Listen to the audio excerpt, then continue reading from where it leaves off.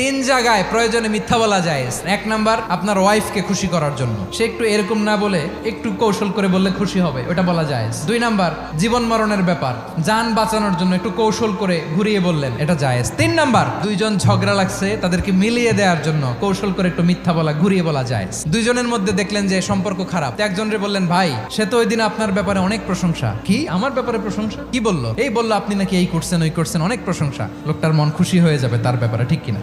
আবার তার সাথে যার ঝগড়া, ওরে যে বলুন, ভাই ওই দিন তো সে আপনার অনেক অ্যাপ্রিসিয়েশন করলো, অনেক, সে তো অবাক, কি রে বলে কি? এই যে দুইজনের ব্যাপারে দুইজনের একটু ভালো ভালো কথা বলে দিচ্ছেন, একদিন দেখবেন রাস্তা দিয়ে হাঁটার সময় একে অপরকে সালাম দিয়ে ফেলছে, সালাম দিয়ে বুকে জড়ায় ধরছে, আছে না নাই?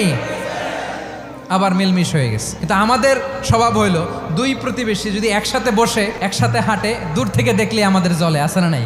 ঘটনা কি? এই দুইটার মধ্যে এত মিল কে? এই দুইটার মধ্যে গিরিঙ্গি লাগানো যায় কিভাবে?